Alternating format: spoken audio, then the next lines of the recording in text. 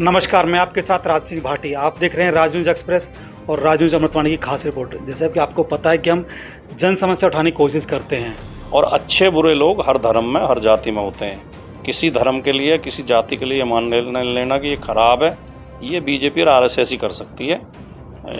इस देश में सभी नागरिकों के प्रति प्रेम भाव की भावना होनी चाहिए। बातें करके ही वो लोगों के वोट वसूलते हैं, तो ये भोले भाले लोगों को की भावनाएं भड़काने के लिए और उनके वोट हासिल करने के लिए भारतीय जनता पार्टी की एक घटिया नीति थी। सर, घटिया नीति कैसी है? देखो, राजनीति दोनों तरफ हो रही है, चाहे विपक्ष हो या पक्ष हो, ठीक है सर। उसमें क्या कि कहीं ना कहीं राजवीर खान लिखा है, नाम पहले देखो हिंदू है, पीछे खान है, और वो शुद्ध शाकाहारी चला रहा है, तो कैसे विश्वास किया जाएगा सर? आप खुद बताइए सर। नहीं, विश्वास मतलब आपको मुसलमान पर विश्वास नहीं है? नहीं, विश्वास तो सब पे है। आगे संजय लिखा, पीछे खान है, तो क्या मतलब समझिए आप? नहीं, इसमें फर्क क्या पड़ गया? हाँ। इंसान होते हैं यार। सरकारों को इंसानियत को बढ़ावा देना चाहता है, उन सबको पूरी आज़ादी हमारा संविधान देता है, उनको आज़ादी रहनी चाहिए। लेकिन ये भी ज़रूरी है कि इसमें कई बार आस्था से ज़्यादा अंधविश्वास हो जाता है और कट्टरता हो जाती है। उसके लिए सरकार को जागरूकता फैलानी चाहिए, शिक्षा देनी चाहिए युवाओं को कि युवा अपने ज्ञान विज्ञान और अपने रोजी रोटी पर ज़्यादा ध्यान दें, फालतू के कामों में कम ध्यान दें। श्रद्धा है, फालतू काम क्या है सर? नेम प्लेट लिखी रहती है, कोई भी बड़ा अधिकारी आप जाओगे, डीएम सही या बैंक में जाओगे, सबकी एक नेम प्लेट होती है, तो उसमें क्या दिक्कत थी सर? ये जो नेम प्लेट का जो निर्णय था सरकार का, ये बहुत ही मूर्खतापूर्ण और बहुत ही खराब था और ये देश में अराजकता फैलाने वाला था। इस नेम प्लेट लगाने के पीछे उनका मकसद ये था कि किसी मुसलमान के हाथ से कांवड़िया कुछ ना खा ले। बीजेपी की तो 240 सीट आई हैं, तो बीजेपी तो हरा दी जनता ने, बीजेपी तो हारी कायदे, मोदी जी तो हारे हैं, लेकिन चंद्रबाबू नायडू, नीतीश कुमार के ऊपर इनकी सरकार टिकी हुई है, इसलिए उन्हें खुश करने के लिए ये उन्हें पैसा दिया है। ये तो एक तरह की रिश्वत है। हमारे साथ हैं राजकुमार भाटी जी, जो समाजवादी पार्टी के सीनियर प्रवक्ता हैं और अपनी बात के लिए जाने जाते हैं हर टीवी चैनल पे। आप कभी भी इनका सोच देखना, हर एक तथ्य को लिए ऐसे समझाते हैं जैसे कि स्कूल में ना टीचर समझाता है। हम इनसे बात करने की कोशिश करेंगे। सर, आपका शुभ नाम क्या है? राजकुमार भाटी। राजकुमार भाटी जी, सर आपसे हम पूछना चाहेंगे, अभी कांवड़ यात्रा चल रहा है, मतलब सावन का महीना है, बम बम की हर जगह लहर है, तो उसके लिए आप पहले क्या कहना चाहोगे? नहीं, पहले तो मैं ये कहना चाहूँगा कि जिसकी जैसी आस्था है, जो पूजा पाठ करना चाहता है या कोई यात्रा करना चाहता है, उन सबको पूरी आज़ादी हमारा संविधान देता है, उनको आज़ादी रहनी चाहिए। लेकिन ये भी ज़रूरी है कि इसमें कई बार आस्था से ज़्यादा अंधविश्वास हो जाता है और कट्टरता हो जाती है।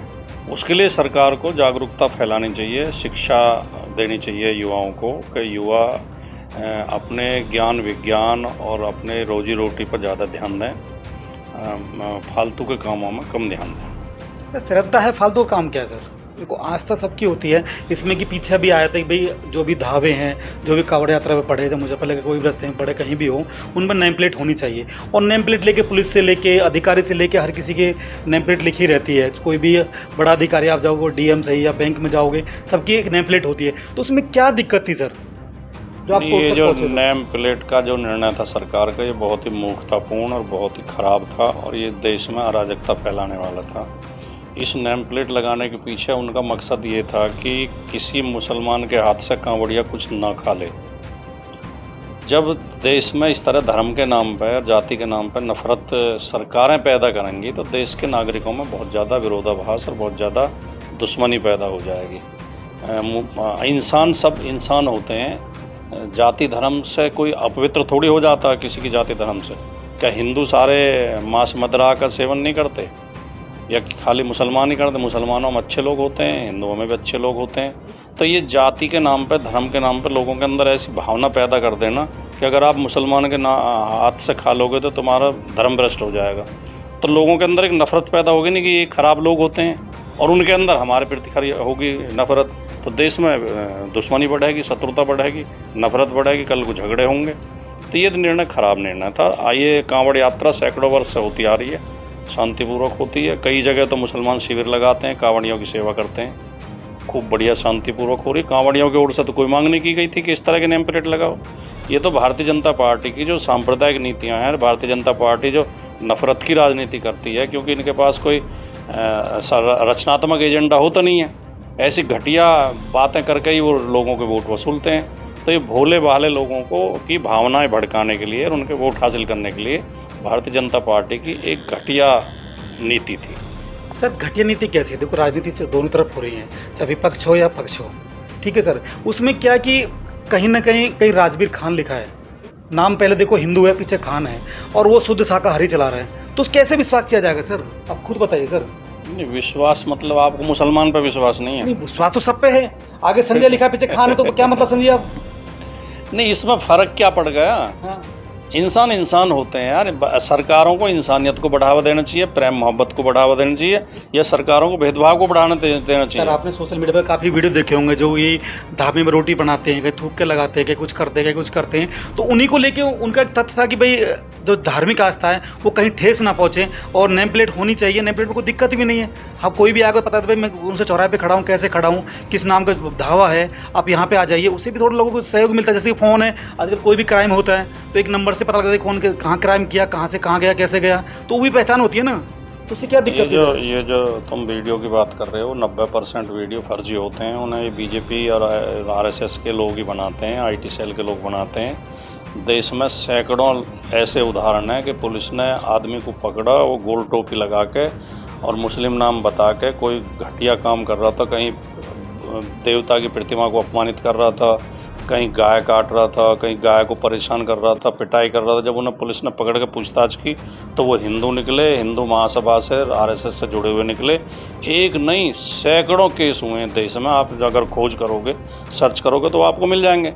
दूसरी बात आपने कही कि ढाबे का पता दे देंगे, नाम तो हर ढाबे पे होता है। ढाबे के नाम से थोड़ी दिक्कत है, आदमी अपना नाम लिखे और उस आदमी के नाम लिखने पीछे भी सोचिए, ठीक है, ये पहचान हो जाए कि हिंदू है या मुसलमान है। जब सरकारें नागरिक में भेद करने लगती हैं तो देश को नुकसान होता है, देश में अराजकता बढ़ती है, देश में नफरत बढ़ती है। बात केवल इतनी सी है। सरकारों का काम होता है प्रेम मोहब्बत को बढ़ावा देना, भाईचारे को बढ़ावा देना, एकता को बढ़ावा देना, वैज्ञानिक सोच को बढ़ावा देना, अंधविश्वास का विरोध करना, कट्टरता का विरोध करना, धार्मिक वैमनस्य का विरोध करना, जातिवाद का विरोध करना। सरकारों की जिम्मेदारी ये होती है। जब सरकारें ही करने लगेंगी तो नागरिक तो उनसे आगे बढ़ के करेंगे और देश में अराजकता फैल जाएगी। प्रश्न केवल इतना। सर जनता समझदार है, जनता ऐसी नहीं है। अभी लोकसभा का इलेक्शन हुआ है, उसमें सब रिजल्ट देखा है कि जहां राम मंदिर बना, जहां बोले कि कुछ होने वाला नहीं है, वहां भी वो हार गए। और वहीं पे जो वीडियो की बात करेंगे, जो फर्जी वीडियो बनाई जाती है, वहीं की वीडियो थी जो उन्हें टोपी पहन के बोला कि मुसलमान ये हो जाएगा वो हो जाएगा, तुमने वहाँ जिता दी। अब उसके ऊपर बात कर रहे थे, तो उसमें भी आप जीते हो, तो फिर भी जनता जानती नहीं है क्या सब चीज़ को? सर उनके कहने से क्या होगा? जनता जानती है, मैं वही तो कह रहा हूँ। सरकार को तो नहीं करना चाहिए। जहाँ तक सवाल है कि जनता समझदार होती, जनता में सब तरह के लोग होते हैं। समझदार भी, अच्छे लोग भी होते हैं, खराब लोग भी होते हैं, समझदार भी होते हैं, मूर्ख भी होते हैं, अंधविश्वासी भी होते हैं, ज्ञानवान भी होते हैं। सरकार की क्या जिम्मेदारी? सरकार को ये सोचना चाहिए नहीं। जनता में तो ऐसे ऐसे लोग, ये दंगे जो होते हैं क्यों होते हैं? मूर्ख लोगों की वजह से तो होते हैं। और अच्छे बुरे लोग हर धर्म में, हर जाति में होते हैं। किसी धर्म के लिए, किसी जाति के लिए मान लेना कि ये खराब है, ये बीजेपी और आरएसएस ही कर सकती है। इस देश में सभी नागरिकों के प्रति प्रेम भाव की भावना होनी चाहिए। सरकारों की भावना बांटने की नहीं होनी चाहिए, एक करने की होनी चाहिए। लोकसभा के जो इलेक्शन में जो करारी हार मिली है, उसी का परिणाम है क्या है? हाँ, तो जनता इनकी जो फर्जी नीतियाँ इन्हें समझ गई ना कि ये मंदिर मस्जिद के नाम पे, हिंदू मुसलमान के नाम पे वोट हासिल करते हैं और कुछ लोग काम करते नहीं हैं। स्कूल अस्पताल बर्बाद हुए पड़े हैं, अस्पतालों में दवाई नहीं है, स्टेशन नहीं है, एम्बुलेंस नहीं है, स्कूलों में अध्यापक नहीं है, पढ़ाई हो नहीं रही, बच्चों को रोजगार मिल नहीं रहा। फौज में ठेके की नौकरी होने लगी, 4-4 साल के लिए अग्निवीर रखे जाने लगे। रेलवे की भर्ती कितने साल से हुई नहीं है, और बड़े बड़े संस्थानों को ये ठेकेदारी पे दे रहे हैं, संविदा पे कर्मचारी रख रहे हैं। तो लोग इनकी इस नीतियों को समझ गए कि ये केवल हिंदू मुसलमान करके वोट हासिल करना चाह रहे हैं। इसलिए तो भारतीय जनता पार्टी हारी है कि भारतीय जनता पार्टी 33 पे आ गई। और ये तो इनमें भी 10 सीट इन्होंने बेईमानी से जीती हैं, वरना 20-22 सीट ही जीती हैं इन्होंने कायदे में। तो ये 10 सीट भी इन्होंने बेईमानी से जीती हैं। सर जो आपको सीटें मिली है उसी के पीछे तो कला हो रही है ना बीजेपी में, जो भी। हाँ, तो अब तो भारतीय जनता पार्टी में लड़ाई इस बात की है, लड़ाई इस बात की उनके अंदर ऑफर दिया जा रहा है सर। नहीं, उनकी अंदरूनी लड़ाई से हमें कुछ लेना देना नहीं है। लेकिन भारतीय जनता पार्टी में भयंकर लड़ाई है इस समय। दिल्ली के नेता कह रहे हैं कि योगी की वजह से हारे हैं, योगी कह रहा मोदी की और अमित शाह की वजह से हारे हैं, और उधर जो केशव प्रसाद मौर्य में योगी जी में ठनी हुई है।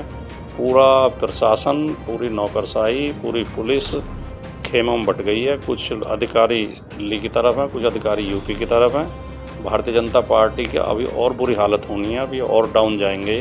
तो इसका फायदा आपको मिल सकता है? नहीं, हमें फ़ायदा मिलेगा हमारी नीतियों का। हमारे नेता अखिलेश यादव जी जनता की सही आवाज़ उठा रहे हैं, जनता के मुद्दों को उठा रहे हैं, जनता के लिए हर समय उपलब्ध रहते हैं, शालीन भाषा में बात करते हैं, कभी नफरत की झगड़े की बात नहीं करते, किसी को अपमानित नहीं करते। उनके व्यक्तित्व की वजह से, उनकी नीतियों की वजह से और समाजवादी पार्टी की विचारधारा की वजह से लोग जुड़ रहे हैं। हमें लाभ उसका मिलेगा, इनकी कलह का जो नुकसान होगा वो उन्हें होगा। अभी जो बजट आया है, बजट को लेकर हर कोई नकार रहा है, और ज़मीन से लेके संसद तक विवाद है कि जलेबी की बात हो रही है, हलवा की बात हो रही है, तो सर इस पर क्या है, थोड़ा बताइए सर। नहीं, बजट जो भारतीय जनता पार्टी, जो मोदी जी के 10 साल का शासन है, उसकी सबसे बड़ी जो कमजोरी है वो ये है, जो सबसे बड़ा नुकसान हुआ है कि इस देश में अमीर और ज़्यादा अमीर हो गए हैं और गरीब और ज़्यादा गरीब हो गए हैं। जो इकोनॉमिक सर्वे आया है उसमें बताया गया है कि देश की 22% प्रॉपर्टी 1% लोगों के पास है। 1% लोग 22% प्रॉपर्टी के मालिक हैं, और जो नीचे के 50% लोग हैं, आधी आबादी यानी 140 करोड़ में 70 करोड़ लोग, उनके पास केवल 15% प्रॉपर्टी है। तो ये जो खाई बढ़ती जा रही है अमीर गरीब की, ये सबसे बड़ा नुकसान है, और मोदी सरकार इसे बढ़ाने का काम कर रही है। इनका हर बजट जो है वो पूंजीपतियों को फ़ायदा पहुंचाने के लिए होता है। किसान के लिए कुछ नहीं है, मजदूर के लिए कुछ नहीं है, नौजवान के लिए कुछ नहीं है, गरीबों के लिए कुछ नहीं है, पिछड़े दलितों के लिए कुछ नहीं है, अल्पसंख्यक के लिए कुछ नहीं है। बीजेपी चंद लोगों को फ़ायदा पहुंचाने के लिए काम करती है। सर बिहार में बजट दिया है, वहाँ बजट दिया है जिसकी आप बात कर रहे हो, आपके ही सांसद हैं जो अयोध्या से हैं, अयोध्या से, वो बोले थे कि भाई अयोध्या के लिए जो बात करते थे, अयोध्या का बजट नहीं दिया है, तो उसके लिए आप क्या कहना चाहोगे सर? बिहार में, आंध्र प्रदेश में तो ब्लैकमेलिंग की वजह से दिया है। बिहार ये नीतीश कुमार जेडीयू का समर्थन इनकी सरकार को है, और आंध्र प्रदेश से चंद्रबाबू नायडू का समर्थन है। बीजेपी की तो 240 सीट आई हैं, तो बीजेपी तो हरा दी जनता ने, बीजेपी तो हारी, कायदे मोदी जी तो हारे हैं, लेकिन चंद्रबाबू नायडू, नीतीश कुमार के ऊपर इनकी सरकार टिकी हुई है, इसलिए उन्हें खुश करने के लिए उन्हें पैसा दिया है। ये तो एक तरह की रिश्वत है। ऐसी खबर देखने के लिए हमारे चैनल को सब्सक्राइब करें, लाइक करें, शेयर करें, कमेंट करें। हर खबर पाइए सीधा अपने मोबाइल पर।